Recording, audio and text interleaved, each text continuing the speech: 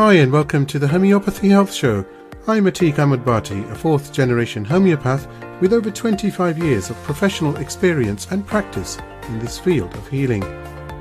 The Homeopathy Health Show is the online voice of homeopathy around the world, promoting and raising awareness of this truly unique complementary system of healing, which is suitable for all ages, young and old. Every week I invite guests from the world of homeopathy to come and share their experiences, their work, offer insights and essentially talk all things homeopathy. Why not visit www.liketreatslike.co.uk and click on the radio and podcast button to listen to the latest episodes. So let's begin today's show here on UK Health Radio, the world's #1 talk health radio.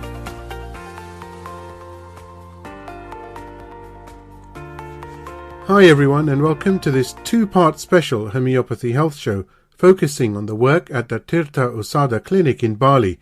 I'm your host, Atiq Bhatti. My guest for part 1 of this two-part special is Tjok Gde Kerthyasa, who is the founder of the Tirta Usada clinic, who is joining me today all the way from Bali, Indonesia. Tjok is a Balinese-Australian homeopath, health scientist and alchemical explorer.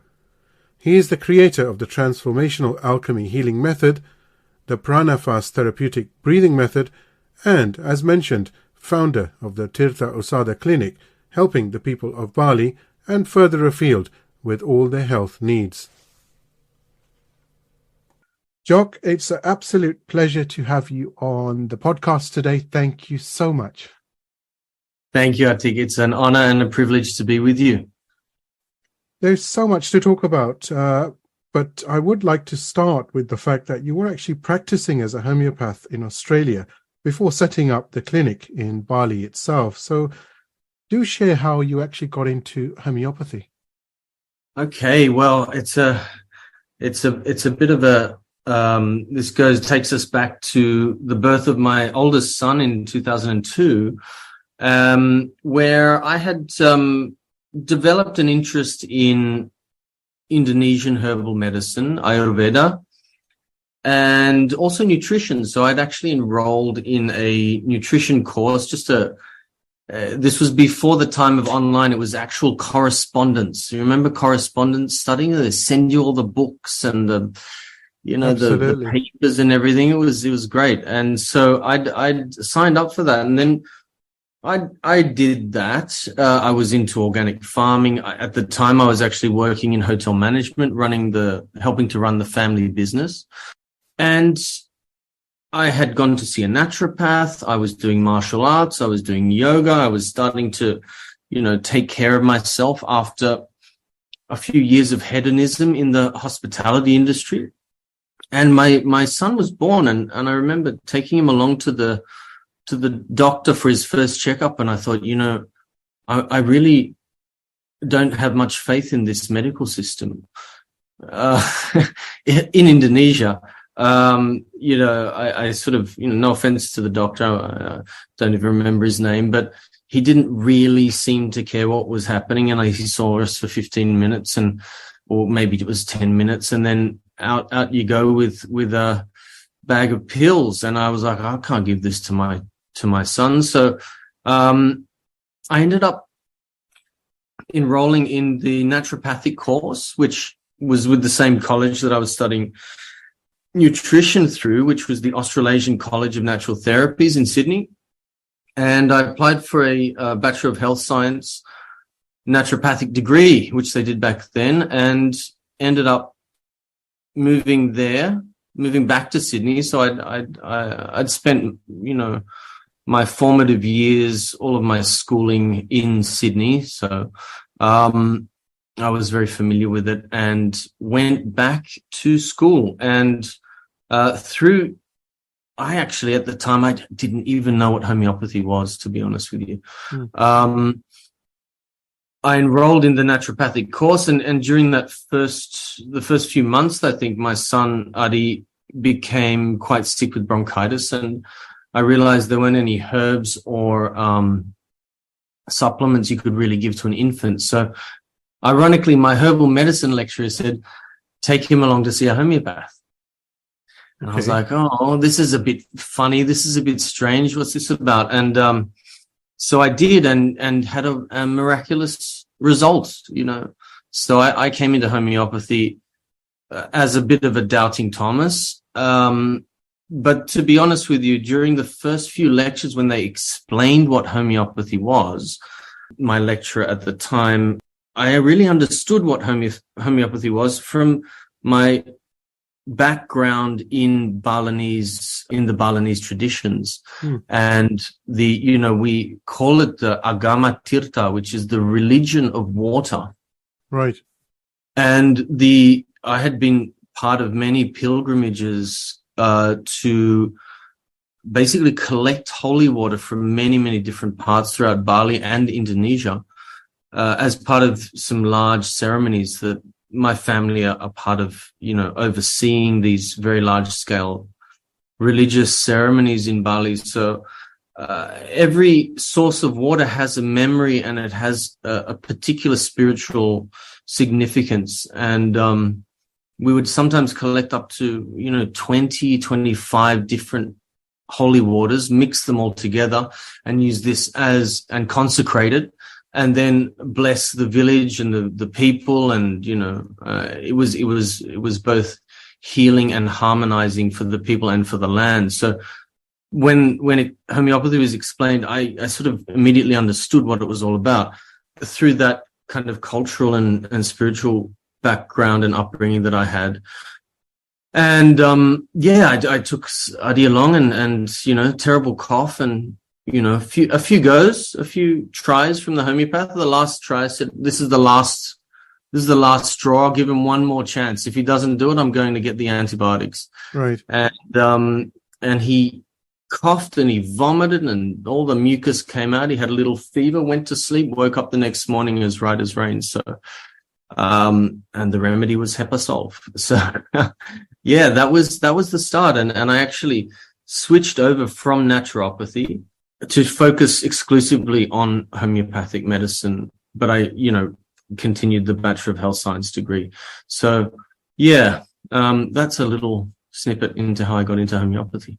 Being brought up in a paradigm of basically symptom suppression, it does require a leap of faith. But there's also an intuitive knowing when that happens. Sometimes especially as a parent, I think it's a bit different as observing it on your own child. You sort of, there's sometimes just an instinctive knowing that that's the right thing. It feels right. It felt right for some reason. And I mean, as homeopaths, we teach that, don't we? Yes. to our patients and clients. Yeah. It's about empowerment at the end of the day, isn't it? It's about most definitely having that empowerment to and removing that fear, because then diseases are not something to fear. They're a process which you have to go through, and you have to take remedies and whatever it is. And we're going to talk about some of the amazing work you're doing alongside homeopathy. And it's like a complete health unit, and off you go. Exactly. Yeah. The realization, we are not taught in school that the body can heal itself anymore, but it's actually a universal truth. Before you moved to Bali, though, how was your practice? You were practicing after your studies in Australia itself? Yeah, that's right. So I went straight from, I wanted to make sure I went straight into practice because I think, a lot of people graduate in something like homeopathy or naturopathy and they sort of hold back for a little while, and it's very hard to get into practice once you hold back for a while. You've got to, you come out and you continue your education for the rest of your life, basically. But that next 5 years, I think, is the first 5 years of practice is very heavily colored by what we learn, and also by connecting with mentors and colleagues. So I went into practice in Sydney in 2007. I became a member of the Australian Homeopathic Association, and I served on the New South Wales committee. I wanted to immerse myself in homeopathy from every level I possibly could. And I straight away signed up for that. And it's one of the best things I did. And I still have friends and colleagues there. And I went into, funnily enough, I'd lost my job. I was a tea master while I started, while I was studying homeopathy. I joined a tea company and went from a shop assistant all the way up to the guy who buys and tastes their teas. And then the tea company sold to Coca-Cola and I lost my job immediately. So with a child and a family in Sydney, it was a bit of a blow. So a friend of mine had opened a cafe, a Spanish cafe. And so I went there and I washed dishes, made coffees, waited tables, with this new degree. And God works in mysterious ways, as we say. And it happened that cafe was across the road from something called the Blues Point Practice, which was run by an acupuncturist, Trudy Zip, wonderful practitioner who's still in practice. And she would come across and get her salad sandwiches every day. And she found out I just graduated and she sort of looked at me and she said, do you want to come and work in my practice? And I was like, yeah, I would, And she said, I'll just give you 1 day a week. I've got a room there. And so I started my first practice there, 1 day a week. I paid more in rent than I made in fees for the first couple of years. And then I was very fortunate to see a little advertisement in one of the journals that the eminent homeopath, Peter Tomanello in Sydney, had an opening in his clinic. So I applied for that and I ended up working those two clinics. And so Peter was really one of my first big mentors in homeopathy. I'm very, very grateful for all that I learned in his practice. And he introduced me first to also kinesiology in homeopathy, to the gemstones. I'm not sure if you're familiar with his work. And I did the postgraduate course with Alistair Gray. He ended up becoming also another great mentor of mine in Sydney. And I would go back to Bali every year for holidays. Sort of a month holiday. And what happened was, your first few years of practice in Sydney is a pretty hard gig. Australians are, natural therapies in Australia, I take my hat off to all the practitioners there because it's not easy. Well, how do you mean? I ended up being busier treating people in Bali while I was on holiday than I was in Sydney. Why do you say it was difficult in Australia? Why is that? The mindset Australia's a hard gig, Homeopathy is not liked. All of that kind of stuff. It's completely different to Indonesia, where 95% of the population uses natural medicine. That's huge. A phenomenal percentile, that is, isn't it? It's huge. Not just natural medicine. Doctors refer people to shamans here. There's a shaman 24-hour on staff at the public hospital. Wow. Yeah. So it was a completely different climate, and I felt really called actually to come to Bali, to come home and to establish a practice here. So in 2009 I moved back here. It was difficult to leave Sydney and to leave my practice there. I still remember the day I needed my last day. I burst into tears, and Peter gave me a dose of Ignatia. I still remember that. But the rest is history. I started off just practicing out of my house and doing a lot of house calls, and I was pretty much busy from the get-go here. But what was the main focus? Was it really just for you to be able to expand your horizons, for you to develop, as in specifically moving to Bali, or was it this huge percentile of, such a large majority of the population are aware of natural therapy, natural remedies, naturopathy, natural medicine, homeopathy? That must have been part of the decision, because that's such fertile land, isn't it? Yeah, exactly. And I think, it was it was really a call to come back to the roots, and also, there are hardly any homeopaths in Indonesia. Homeopathy itself, herbal medicine is huge here. Chinese medicine's quite big, various form, there's you were going to ask me about ethnobotany, it's every culture in Indonesia, and Indonesia is made up of many different cultures. I mean, we have 3,000 different languages here. So every island has its own system of natural medicine, of healing. It was part of how people survived. There's no medical system that's going to take care of you. So yeah. That's the beauty, isn't it, Tjok? It is. People become self-reliant, self-sufficient, and open-minded. It felt welcoming, actually. UK Health Radio, the station that makes you feel good.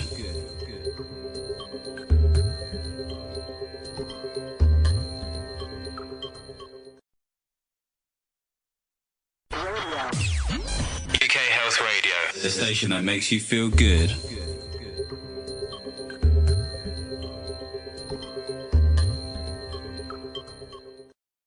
Coming to Indonesia I was welcomed, here, and homeopathy was sort of a system that really slotted in very nicely with the existing systems here, and also the mindset of people. You see, people in Indonesia have a lot of faith, and I think that word, that's a very important word. That's very important. It's a very important word, I mean, in certain religions and spiritual traditions, it's everything, On the zodiac, it's Pisces, it's the last step of the zodiac. Once you've gone through the whole hero's journey, you come to faith, to God consciousness, self-realization. I'm a Pisces, by the way. Are you? Okay, there you go.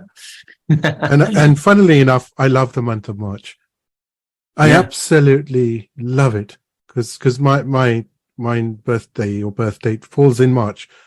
And so for some strange reason, we're going off tangent slightly, but that's all right. I just come alive in March. It's just so beautiful for me. I don't know those feelings. I can't share them. Sometimes it's very difficult to construct words to share sentiments or emotions, Yes. But it's just, I don't know, it's just like the vital force comes alive, and I get such a rush and a boost, and life is brilliant. I'm not saying the rest of the months I'm down in the dumps, don't get me wrong. I mean, it's just I know, and it's nothing related to my birth date. It's I'm well past that age of remembering when it was, but it's more to do with it's just this feeling, you feel alive, you feel brilliant about things. The constellation of the year, it's and we all feel different at different times. Some of us. We were talking about faith, and it's fascinating, Tjok, what you're saying, because as you were actually saying that, I was just thinking that it's so nice. It's like saying, physically you're a manifestation of having achieved this anyway, because you moved from Australia, which is a very built up area, to the beautiful place of Bali, which is totally different dynamics, totally. So it's like in English, you say from the city you want to move to the countryside. And that's very applicable as a metaphor for the way people think, because what you're saying is that the people of Indonesia are, like I mentioned earlier, the pastures are fresh, the grass is cut. People who have to be self-reliant, they become actually quite objective in what they use, and they will happily, science is not a religion here.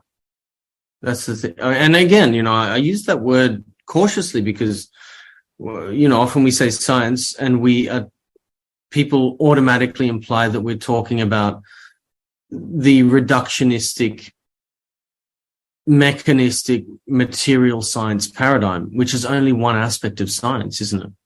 And there's quantum physics.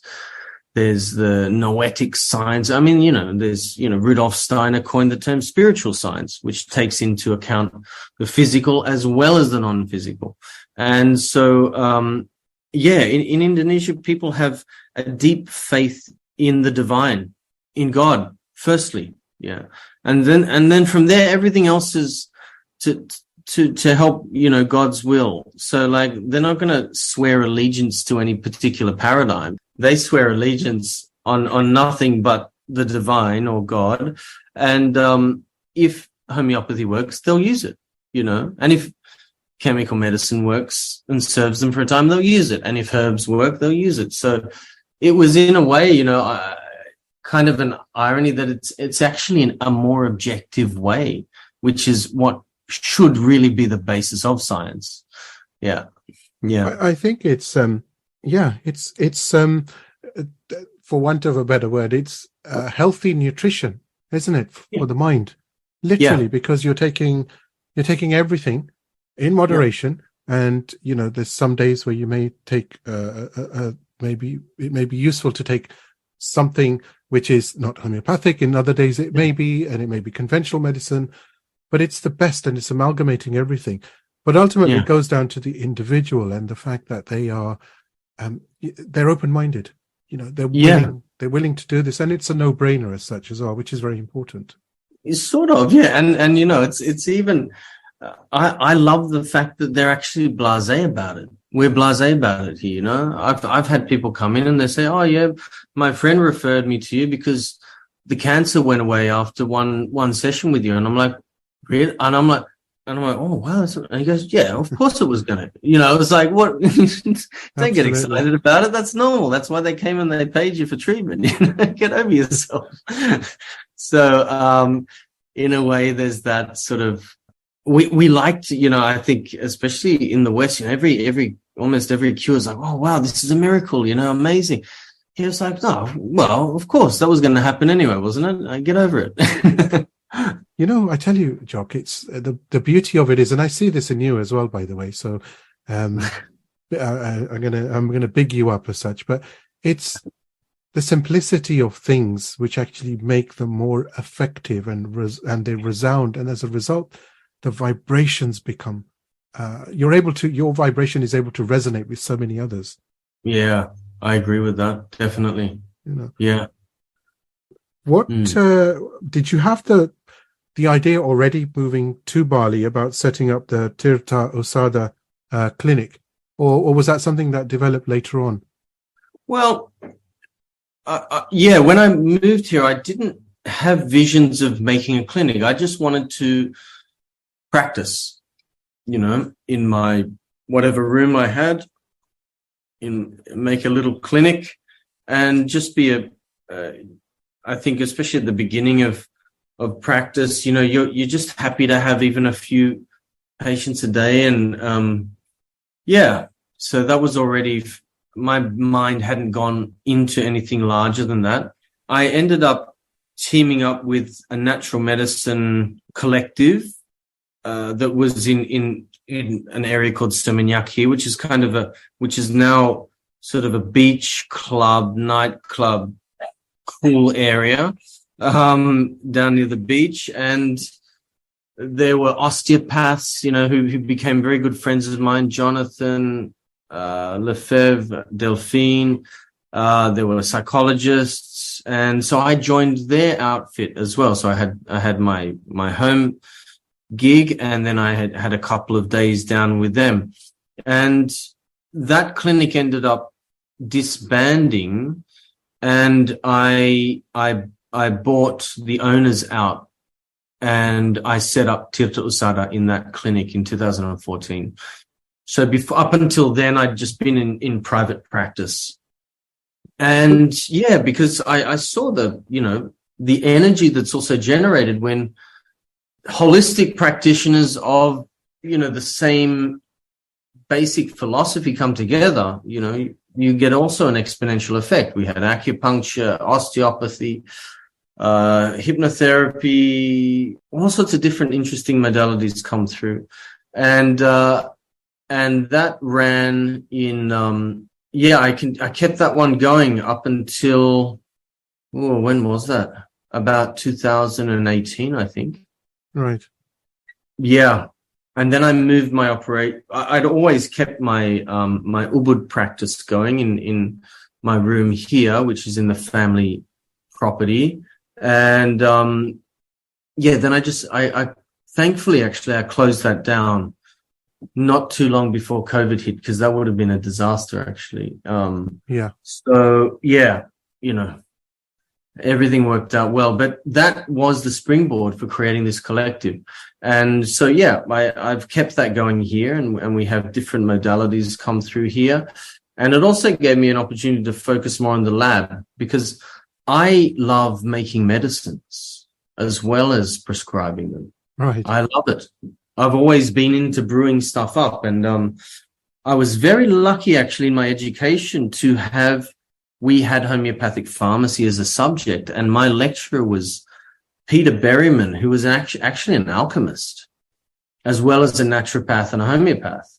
I took a liking to him, and he took a liking to me, and he saw that I was very curious about it, and I think I'd gone into my local library in North Sydney actually, and looked for whatever book I could find on homeopathy, and the only one they had, I think they had 2 books in there.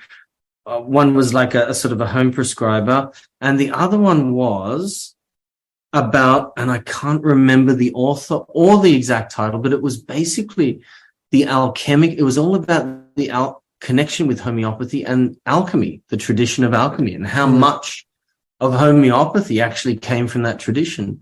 So I sort of devoured that book, and then I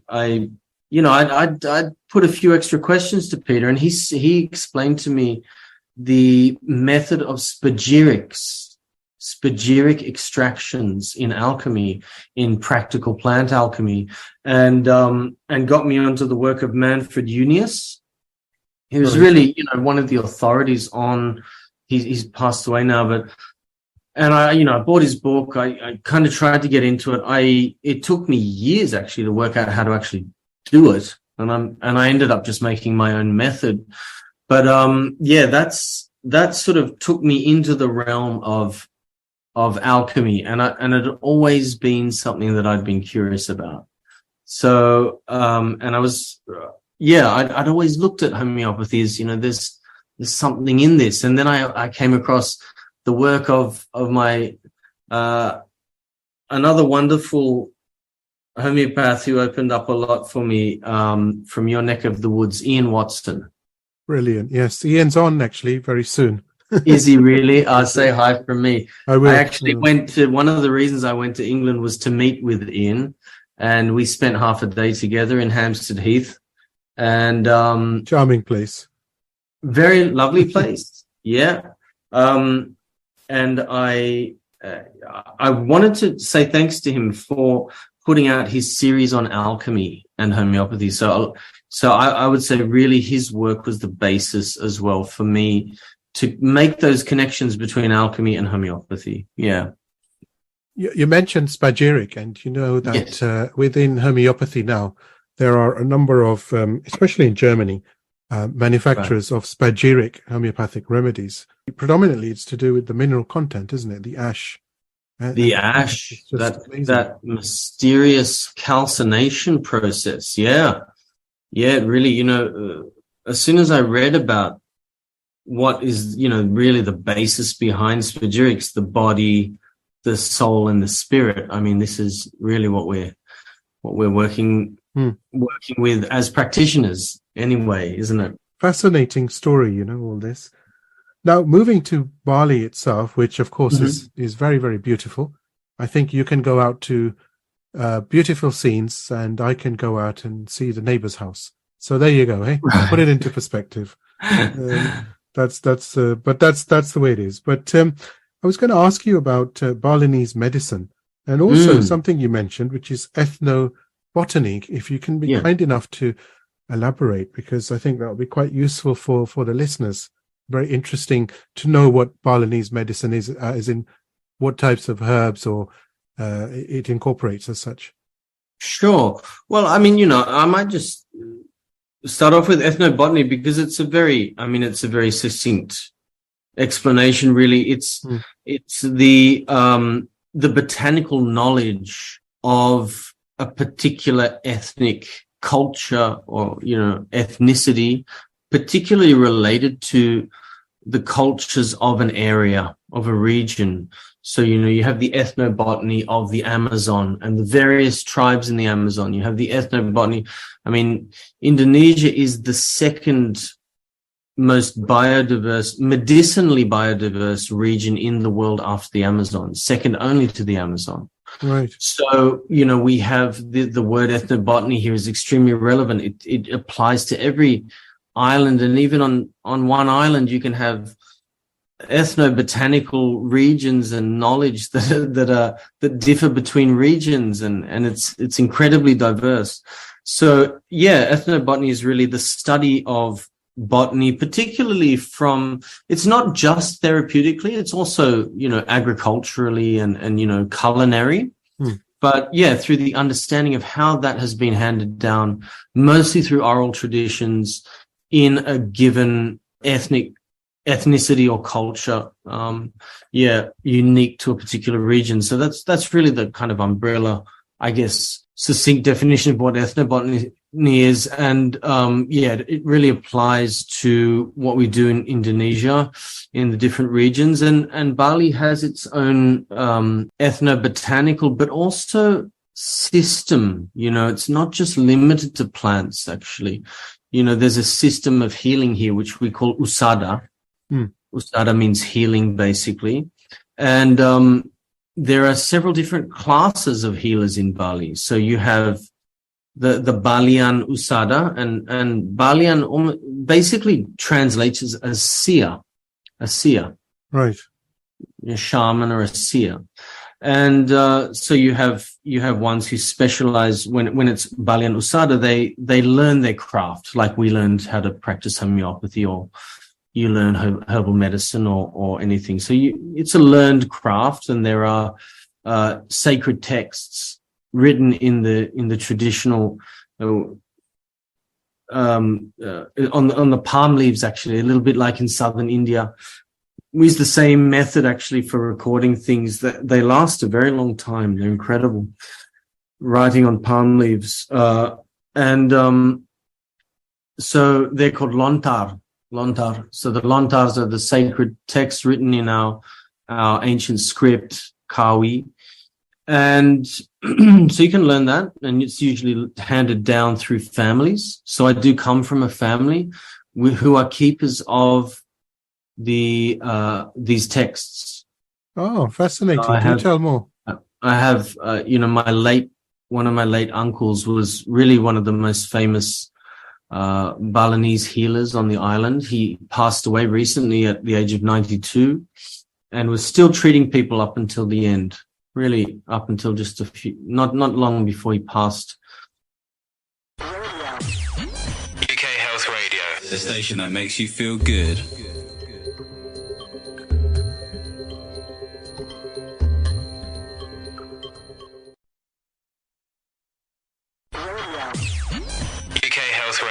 The station that makes you feel good.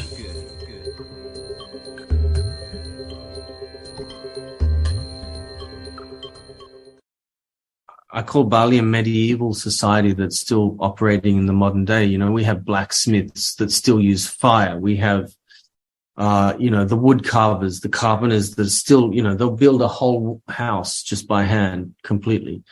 The thatchers for the roofs. And I think that's important, though, isn't it? Yeah. The farmers, we still farm our own, plant our own food, farm it. And, you've got your fishermen, generations, and it goes down through the generations. You have your priests, you have all of this. So, one of the callings in that lineage is to be a healer. Yeah. Amazing. And in your generation, are you the only healer? Well, I have an older cousin who also has taken that on. Yeah. Right. So I'll actually sometimes refer people to him. Tjok, the work you're doing is absolutely amazing. And actually, I must say a very big thank you to Yagoda for actually introducing us, which is brilliant. As a new friendship has formed as well, too, actually. Yes. So So, Yes. that's just brilliant in itself. But Yeah. Thanks, Yagoda. yeah, I'll tell her after the podcast as well. Yep. Now, you do so many workshops, and I have heard on good authority, of course, that Right. they are really phenomenal and they're very knowledgeable. So do give us an idea of sort of the workshops and the retreats. And I know you do courses as well, and what's involved, what you're sort of focusing on, and this journey that you're taking your students on. Well, I think we all come to a point perhaps in our practice where we want to share something, and we want to bring something to the lives of others. And I went through a bit of a process with thinking. It was almost a frustration, actually. I wish people could do this on their own. So, and in Indonesia, like I was saying before, people have a thirst to learn this. They really want to learn. And so in around 2016, on the behest, I'd been pestered by many of my patients in Jakarta. They'd been saying, come on, you got to run a course for us. You got to teach us how to do this. And I'm like, I never wanted, I'd never thought about teaching, to be honest. It scared me a little bit. I felt a large amount of responsibility. And I'm a bit of a perfectionist sometimes. And, you procrastinate on these things and you put it off and off and off. And I remember I went along to two lectures done by anthroposophists. So Waldorf Steiner teachers, because I'm also part of the founding of the first Waldorf Steiner school in Bali as well, along with many other, well, not many, a couple of other parents who we all got together and decided to make this.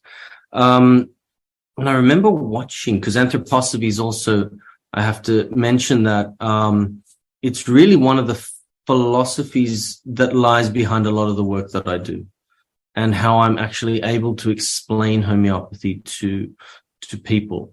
And I watched these teachers give lectures, and I was thinking, how do I put my PowerPoint presentation together?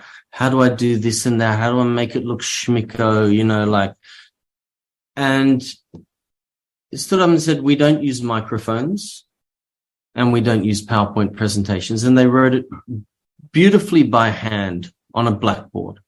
Right. And I felt this level of warmth in engagement. And I remembered everything I learned on those few days. And after that, I was like, I can do this now, because that's actually how I want to teach. So to this day, I think I've used a PowerPoint maybe in a couple of my lectures, and they're the cop-out ones. I often don't use them anymore. People fall asleep. So all of my teaching is done mostly without microphones, unless it's larger audiences. I do obviously do online, so I record it as well. But yeah, it's all done by hand. And my first one was really, and my first, and I just taught this last week, is the healing power of homeopathy. And I describe it as a course for anybody who wants to learn about homeopathy, that encapsulates about 1 year of what I learned in university in 2 days. Wow. So, it is ambitious. Unfortunately, the proof is in the pudding that I've continued teaching that course from 2016 until now, sometimes up to 5 times a year. So the group that I have, half of them drop. They're like, "No, this is too much," and that's okay. But the proof is that what has happened is an entire community has grown from that, of both lay people, doctors, dentists, psychologists, corporate high flyers, police, people from all walks of life in that group.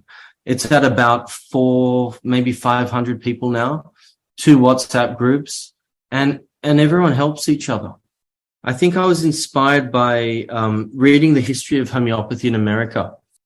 There's nothing more rewarding for me than to see people do that work on their own, and you know, and you'd be surprised that you know, I've got midwives on there. I've got it's a really I've got celebrities, movie stars, singers. You know, it's an amazing group. Admirable achievement indeed. Congratulations actually on achieving this, and not because it's and of course I you know the answer to what I'm going to say, but not because of anything that you want in return, but the fact that you've empowered so many people, and that's just a good thing. There's nothing that's negative in that. It's only positive, and it only leads to more positivity, more proactivity, and also being what's the word? Being grateful, you know? Yeah. Being grateful that you're able to heal diseases. You can make friends along the way. It's a community, isn't it? It's amazing. Community. That's how we're going to survive. That's how, not survive. That's how we're going to thrive. Is by building these communities and by and also by demystifying homeopathy a little bit. Yes, absolutely. And you know, one thing that I'm a bit of a slow learner, so I go out of my way to try and explain things in a way that people can understand from all sorts of backgrounds. And yeah, a lot of actually, I took a lot from Rudolf Steiner's work. And as we know, anthroposophic medicine used a lot of homeopathic principles and you know, potentization and so on and so forth. And also alchemy, by the way. Steiner himself, he was definitely an alchemist. He knew a lot of that. And some of the ways to describe the etheric body and how it works, you know, expands on how Hahnemann described the vital force, and I even go into the other bodies, the astral body, the emotions, and the spirit, you know, so on and so forth, which also corresponds directly, because Steiner took a lot of his work from the Vedas, sacred texts from India, which are also here, and that explanation makes a lot of sense to Indonesians. Now, Tjok, apart from you are, for no fault of your own, a celebrity as well in Indonesia, Malaysia, and Singapore, I hear, because of your TV show, which was, or TV program rather, or series, called Nature Life. So, is that something that you're going to be doing more of, or was that like a one-off series? Well, it ran a season. We did 36 episodes. It was quite an extensive piece of work there filmed over a bit over a year. It was on network TV. It was sort of a primetime Saturday 9 a.m. show for you know, parents at home predominantly. And after that I did a few sort of mini documentaries for some herbal medicine companies. Ironically, you asked me that question today. I've just actually come down from the volcano Batur, filming a documentary up there. Well, I'm having a documentary filmed about me by two Hungarian filmmakers, Ondras and Esther, who have just finished a series of documentaries on Gabor Mate. I don't know if you know Dr. Gabor Mate. No. He works on a lot of trauma healing and things like that. And he actually asked me that question. He said, don't you want to start filming again? Don't you want to do something? And I sat down and I thought, you know what?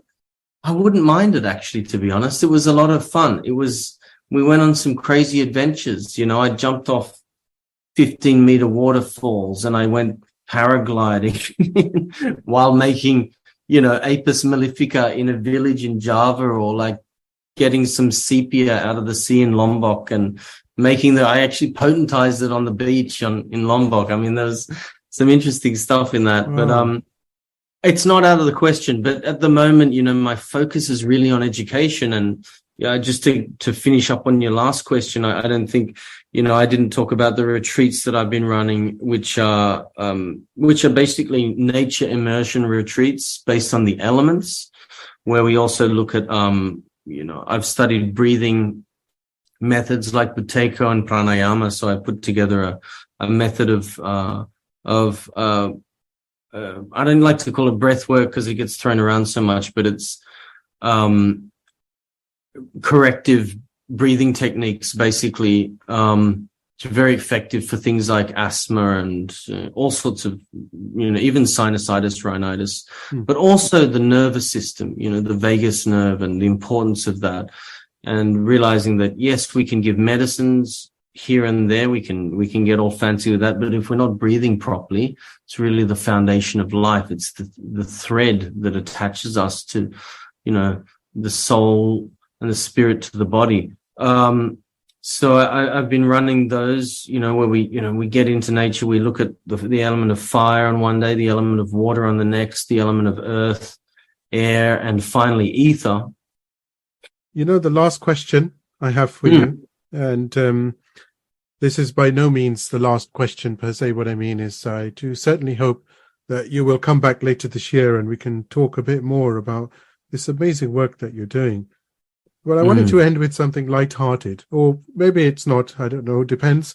But Okay. As a tea lover and you being a tea master, tell me, what is the best tea? What is the best tea? Oh, that's a hard one. Well, you can see I'm here with my teapot. Yes, I see that. I'm drinking a herbal blend that I grow myself up here in the Highlands. This is a Jupiter tea, so very good for the liver and the gallbladder. The best tea in the world is the tea that I grow myself in Bali. I'm gonna unashamedly say that. So I went from buying tea from all over the world to saying, actually, what I want to do? I want to grow tea myself in Bali, and nobody had done it before. So my brother and I give full credit actually to my brother. He found the land. He sent me a photograph by phone when I was still living in Australia. He said, "Do you think you can grow tea on this?" And I'm like, "Yeah." And he goes, "Oh, good," because a guy had lost all his money gambling and was desperate to sell this piece of land in the islands on a lake. And so we ended up getting tea plants from Java. Tea grows very well in Indonesia. Indonesia was one of the first countries outside of China and Japan to grow tea. Even before India, the Dutch beat the English. So the Dutch smuggled tea here. And so we have very old tea plantations in Java, and we ended up sending 100 tea plants over here, and we planted them up at about 1,200 meters above sea level. And so, yeah, we have a little tea garden up there, about half a hectare, and we hand roll it, hand process it, fire it on wood, and that's the best tea for me in the world. Yeah.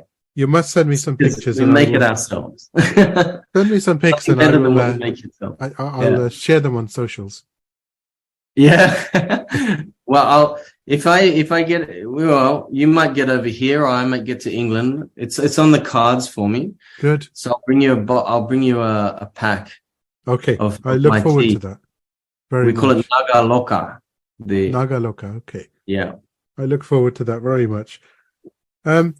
Tjok, it's been an absolute pleasure, honor to have you on the podcast. Thank you so much, and please do keep in mind that I will be asking you back later this year. Well, look, the honor and the privilege is all mine, and you're too kind. Yeah, I really do appreciate your kind words and your encouragement, and what you're doing with putting this information out to many people, both homeopaths and otherwise. So yeah, it's really important for maintaining the community, and I think that's crucial to what we need. More than ever, people need this, don't they? Yes. Now more than ever. Yeah, absolutely. And I found that this podcast, this show on UK Health Radio is becoming the voice of homeopathy, on radio and podcast. And amazing. It's just very humbling. Very humbling. Yeah. Yeah. Well, I take my hat off to you. Thank you for taking the time and for doing the good work. Yeah. Thank you. And that was part 1 of this 2-part special homeopathy health show focusing on the Tirta Usada clinic and their work and efforts in healing and all things homeopathy. Next week, for part 2, I'll be speaking to Tjok Gde Kerthyasa, who is not only a homeopath, but also an author of some ebooks and a student of the Transformational Alchemy Practitioner's course, and she'll be sharing her experiences, her journey to homeopathy, which actually started in the UK and found itself all the way in Bali. So do stay tuned for the next episode, which is next week. And if you follow my socials, Instagram is _treatslike. If you follow that, you'll have all the latest trailers which accompany each episode of the Homeopathy Health Show. Until next week, stay safe. I do hope you've enjoyed this week's episode of the Homeopathy Health Show. Please do support the show by clicking follow on my socials. Remember, the more exposure the podcast receives, the better for homeopathy around the world. You can find me on Instagram by searching for @like_treatslike, and on both Facebook and TikTok by searching for @LikeTreatsLike. So let's promote the voice of homeopathy on radio and podcast around the world together. Don't forget to visit me online at www.liketreatslike.co.uk and click on the radio and podcast tab. Here you'll be able to see all the guests that have joined me on the show so far. And of course, you can stream on demand the latest episode to your mobile, tablet or PC. Until next time, stay safe and take care.